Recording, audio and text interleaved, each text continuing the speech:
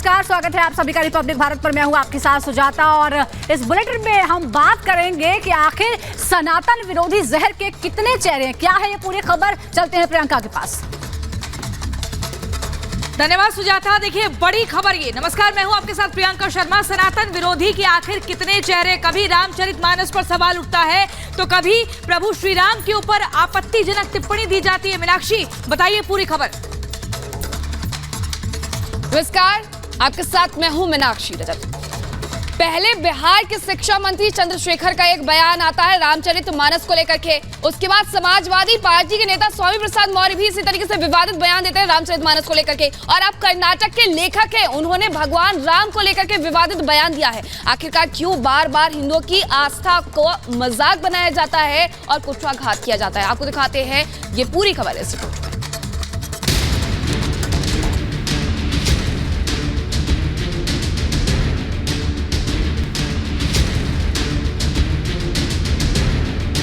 रामचरितमानस का अपमान क्यों? भगवान राम का अपमान क्यों? आखिर क्यों कुछ लोग करोड़ों लोगों की आस्था से खेलने की कोशिश करते रहते हैं? जिन भगवान राम और रामचरितमानस का सम्मान हर क्षेत्र संप्रदाय के लोग करते हैं, उसे लेकर इस तरीके की बयानबाजी क्यों की जाती है?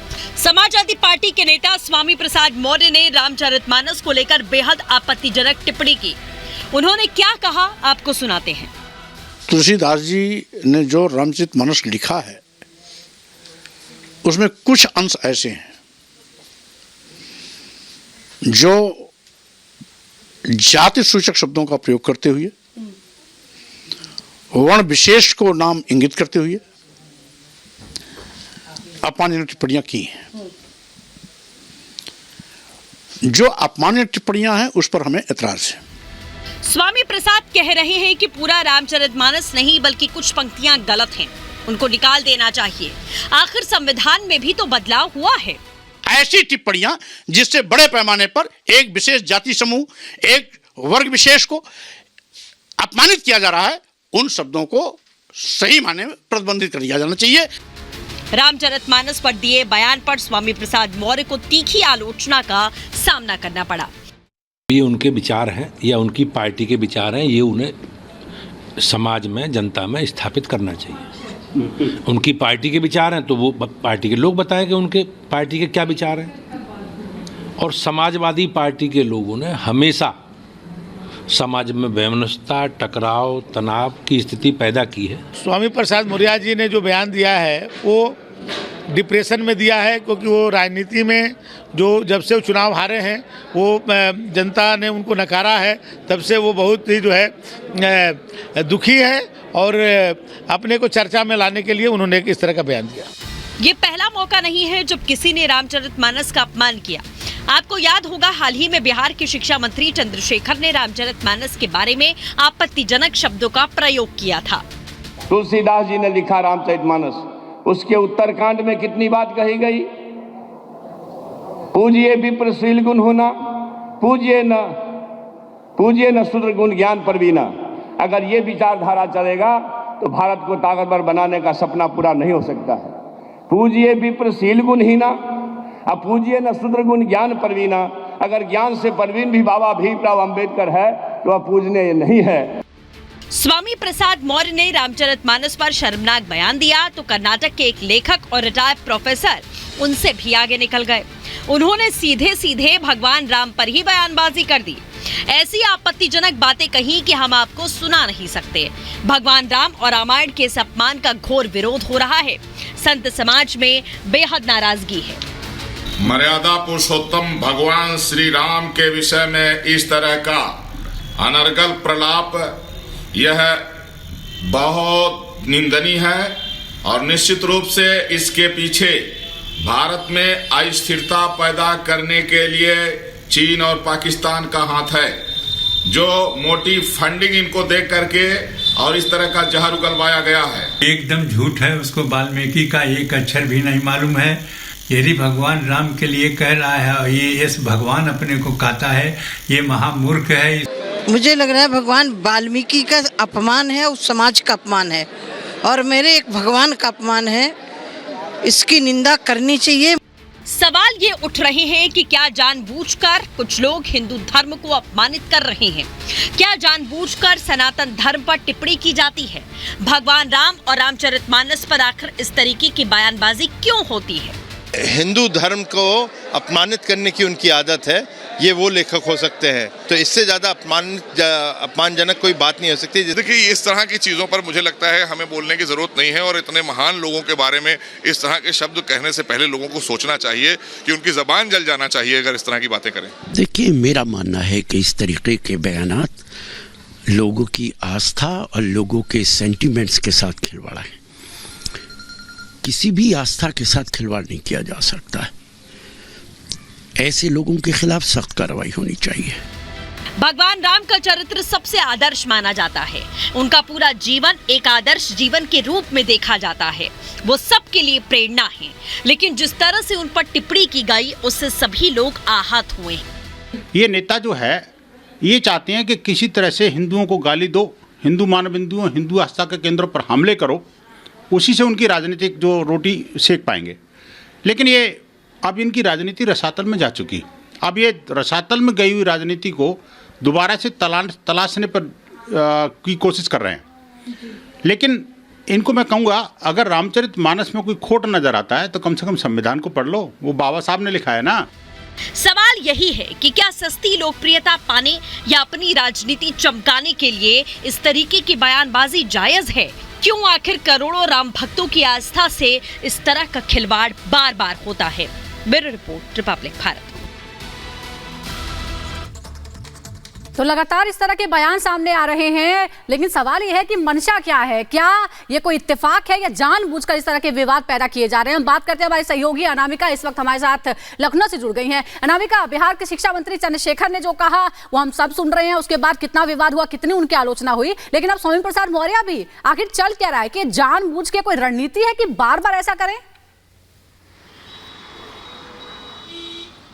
मैंने यही सवाल पूछा था सुजाता उनसे कि आप रामचरितमानस जैसे पवित्र ग्रंथ को, पवित्र किताब को, जो हिंदू के लिए मान्य है, हिंदुओं के लिए आराध्य की तरह पूज्य है, आप उसका अपमान करके राजनीति क्यों कर रहे हैं? क्या ये किसी आपकी स्ट्रैटेजी का हिस्सा है कि आपको लगता है कि आप ऐसे बयान देकर लाइमलाइट में आ जाएंगे? तो स्वामी प्रसाद मौर्य कह रहे हैं कि ये पहली बार नहीं है, मैं इसके पहले भी ऐसे बयान इस मामले को उठाता रहा हूँ, ऐसे बयान मैंने इसके पहले भी दिए हैं, लेकिन किसी ने इस पर ध्यान नहीं दिया है। अब क्योंकि चंद्रशेखर यादव जो कि बिहार के शिक्षा मंत्री हैं, उन्होंने ऐसी बात कही, उसके बाद मेरी बात पर ध्यान दिया जा रहा है और मैं अपनी बात पर अड़िग हूं। मैं रामायण, रामचरितमानस का या भगवान राम का अपमान नहीं कर रहा हूं। मेरा सवाल सिर्फ इतना है कि जो चौपाइयां हैं जिसमें शूद्र या महिलाओं, नारियों का अपमान किया गया है, आखिर उन चौपाइयों को हटाया क्यों नहीं जा सकता है? वो सीधे सीधे कह रहे हैं कि अगर संविधान में बदलाव हो सकता है तो क्यों नहीं रामचरितमानस की कुछ चौपाइयों को बदला जा सकता है? यानी कि सालों से जो चला आ रहा है, जो कालों से चला आ रहा है, आप उसमें बदलाव चाहते हैं, आप उसे बदलना चाहते हैं। आप अपनी राजनीति के लिए लोगों की भावनाएं आहत कर रहे हैं। वो सीधे कहते हैं कि मैं किसी की भावनाओं को आहत नहीं कर रहा हूं, लेकिन सुजाता, ये सवाल वाजिब है कि बार बार आखिर क्यों हिंदू धर्म की या हिंदू धर्म से जुड़े हुए लोगों की, सनातन की प्रेरणा को, सनातन की भावनाओं को आहत किया जा रहा है, जो सबके लिए प्रेरणा का स्रोत है। और हम लगातार यही बात कह रहे हैं कि भगवान राम का जीवन आदर्श है, भगवान राम के जीवन को लोग आत्मसात करना चाहते हैं। अब भारतीय जनता पार्टी के नेता से लेकर संत समाज भी यही बात कह रहे हैं कि पहले आप रामचरितमानस को पढ़िए। आपने पढ़ा नहीं है, आपने उनके शब्दों बिल्कुल अनामिका, और देखिए चेहरे एक के बाद एक नए सामने आ रहे हैं। अभी तक बिहार के शिक्षा मंत्री चंद्रशेखर ने जो बयान दिया था उसका विवाद थमा भी नहीं। अब स्वामी प्रसाद मौर्य, फिर कर्नाटक के भी एक नेता, कभी कोई प्रभु राम के ऊपर आपत्तिजनक टिप्पणी कर रहा है, कोई बता रहा है कि रामचरितमानस की पंक्तियों में बदलाव होना चाहिए। अगर संविधान में बदलाव हो सकता है तो पंक्तियों में नहीं। क्यों राजनीति चमकाने के इस तरह के बयान दिए जा रहे हैं? आखिर कितने और चेहरे, ये भी एक बड़ा सवाल है। बिल्कुल प्रियंका, और ये कितने लोग और क्यों आखिर बार बार ऐसे? आपको याद होगा पिछले दिनों हमने एक और खबर दिखाई थी जिसमें माता काली को सिगरेट के साथ दिखाया गया था। उसके बाद हिंदू शब्द का मतलब गंदा बताया गया। फिर आपने रामचरितमानस की चौपाइयों पर सवाल खड़े कर दिए। आपने हिंदू धर्म की तुलना बोको हरम से कर दी। तो ये पहली बार नहीं है। और सबसे बड़ी बात यह कि वो कांग्रेस के नेता जो अभी तक ऐसे बयान देते थे, हिंदू सहिष्णु है, लेकिन इसका मतलब ये नहीं है कि जब जिसके मन में आएगा वो आकर के सवाल कर देंगे। हमारे साथ साथ आचार्य राज मिश्रा भी जुड़ गए हैं। आचार्य जी, आपसे समझना चाहेंगे कि क्या किसी व्यक्ति को अगर व्यक्तिगत तौर पर कुछ लाइनें पसंद नहीं है, सिर्फ इसलिए रामचरितमानस जैसे पावन ग्रंथ में बदलाव कर दिया जाए जो हिंदुओं के लिए आस्था है, हिंदुओं की आस्था का प्रतीक है? लाइनें समझ की बात नहीं है, वो आदमी मूर्ख है। बिल्कुल सत्य मैं आपको कह रहा हूं कि जो आदमी श्री रामचरित्र मानस पर प्रश्न उठा सकता है वो आदमी मूर्ख से ज्यादा और कुछ नहीं कहा जा सकता है। उसने श्री रामचरित्र मानस का अध्ययन नहीं किया है, कभी श्री रामचरित्र मानस को पढ़ा नहीं है। सिर्फ उसको श्री रामचरित्र मानस की, क्योंकि ये समाज को सुधारने का, श्री रामचरित्र मानस समाज को सुधारने का कार्य करता है। श्री रामचरित्र मानस लोगों को एकत्रित करने का काम करता है। श्री रामचरित्र मानस के माध्यम से घर में एक अच्छे संस्कार उत्पन्न हो सकते हैं। तो क्योंकि नेता को इसलिए प्रॉब्लम है श्री रामचरित्र मानस से कि अगर समाज सुधर गया, समाज के अंदर जागृति आ गई, समाज के अंदर एकता आ गई, तो मेरी राजनीतिक जो रोटियां सिक रही हैं वो नहीं सिक पाएंगी। प्रॉब्लम ये है कि ये अपने काम को नहीं करते। जनता जिसलिए इनको भेजती है, सेलेक्ट करके चुन करके जिसलिए भेजती है, शायद वो काम इनको करना नहीं है, जनता को बरगलाए रखना है ताकि जनता कभी इन पर प्रश्न ही ना उठा पाए। इस कारण से ऐसे धार्मिक ग्रंथों पर आकर के अपने प्रश्न को उठाते हैं। आप खुद एक बात विचार कीजिए, श्री रामचरित्र मानस वो ग्रंथ है जो कहता है काज हमार तास हित होई और रिपुशन करिए बत कही सोई। श्री रामचरित्र मानस के अंतर्गत भगवान राम जब अंगद जी को रावण के पास भेजते हैं तो कहते हैं, हे अंगद, एक बात ध्यान रखो कि मेरा कार्य हो ठीक है, लेकिन सामने वाले का अहित भी नहीं होना चाहिए, किसी प्रकार से सामने वाले का कुछ बुरा ना हो। तो आप बताइए, क्या ऐसे श्री रामचरित्र मानस के बारे में प्रश्न उठाना ठीक है? जो श्री रामचरित्र मानस इस प्रकार के शब्द को कहता है कि सभी का जीवन सुखमय रहे। श्री रामचरित्र मानस में जब लक्ष्मण जी, विभीषण जी भगवान राम से मिलने के लिए आते हैं तो भगवान राम बहुत स्पष्ट शब्दों में कहते हैं कि निर्मल जन मन सो मोहि पावा और मोहि कपट छल छिद्र न भावा। मुझे निर्मल मन सिर्फ पसंद है, मुझे कपट पसंद नहीं है, मुझे छल पसंद नहीं है, मुझे चालाकियां पसंद नहीं है। क्या वो श्री रामचरित्र मानस गलत है? जो श्री रामचरित्र मानस समाज को जोड़ने का काम करता है वो श्री रामचरित्र मानस गलत हो सकता है?